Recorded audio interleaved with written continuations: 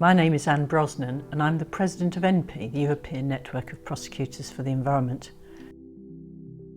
Environmental crime is now the fourth largest value area of criminality after arms, drugs and people smuggling. So like cybercrime, it is an area of criminality on the increase. Environmental crimes range from wildlife killing and trafficking to illegal movements and deposit of waste. A recent report identified the cost of environmental crime as up to $258 billion US, as well as having incalculable environmental costs to our planet and to all sectors of society.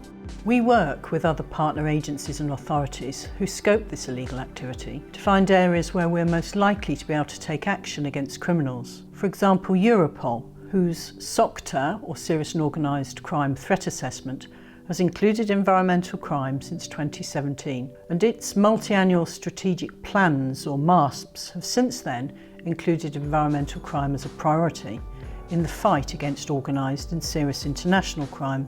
Interpol published a report in conjunction with the UN in 2015 outlining the convergence of environmental crime with other serious crimes.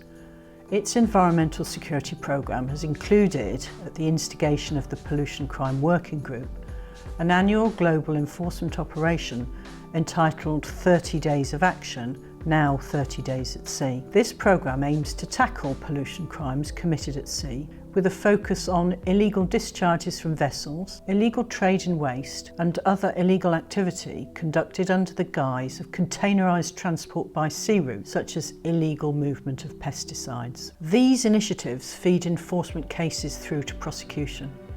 It's really important to see these initiatives translate into cases that we can take and prosecute to a successful conclusion.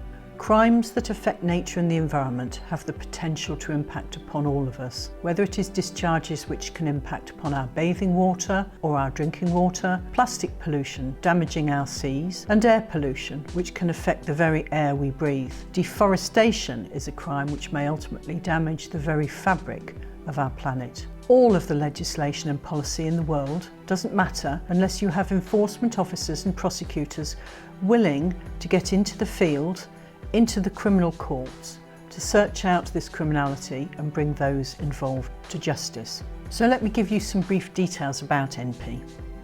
The European Network of Prosecutors for the Environment is an international non-profit making association of prosecuting organisations and some observers that works across international borders to strengthen the fight against environmental crime. It was established in 2012 and has grown since 2015 from 8 to 41 members, now representing 30 countries. ENPE sought financial assistance from the EU with delivery of our objectives.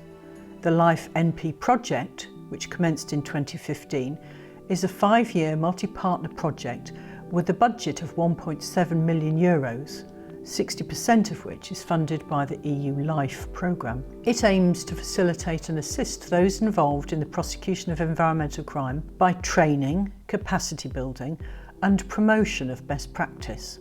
The duration of project activities was from July 2015 to July 2020, with its primary purpose to formally establish ENPE as a network of prosecutors with specific and achievable objectives in fighting environmental crime. We have delivered training materials and workshops to over 1,000 delegates across Europe and beyond. Between 2016 and 2019, our conferences, such as the one held recently in The Hague, jointly with colleagues at Eurojust, have been attended by over 550 delegates. We have established a database of environmental crimes with case references and links back to the specialist prosecutors who've dealt with those cases. We've produced some innovative animated training materials which explain the waste shipment regulation in some 2.5 minutes. Amazing. This useful framework is supported by links to further case law and explanation for practitioners. Most importantly, our members have brought many successful cases to prosecution and conviction. If we, as prosecutors, can catch those who commit these crimes, if we can prosecute, obtain damages and remove the proceeds of crime from them, then we can make others stop and think twice. It will be a powerful deterrent. It's important, however, to have effective, dissuasive and proportionate sanctions. Our working group, number 4, which was run in conjunction with colleagues at UFJA, the European Forum of Judges for the Environment, considered best practice in sanctioning for environmental crime as one of its subject areas. They have provided some excellent guidance on the gravity factors which courts should take into account in sentencing environmental offences. This promotes consistency and best practice, but also raises awareness with judges who may be unfamiliar with environmental offences as to what constitutes a serious offence in terms of both harm and culpability, and what may be less so. The aim of the criminal courts is to punish and deter. Only sound sentencing appropriate to the facts of a case will achieve this. This working group also considered the need for specialisation of environmental prosecutors and judges, which is important bearing in mind the scale and complexity of environmental cases. We considered also international cooperation and best practice to secure remedial action. So to conclude, a network such as ENPE providing training and guidance and sharing best practice in how to tackle environmental crime in Europe is widely recognised as a crucial part of strengthening the fight against such criminality.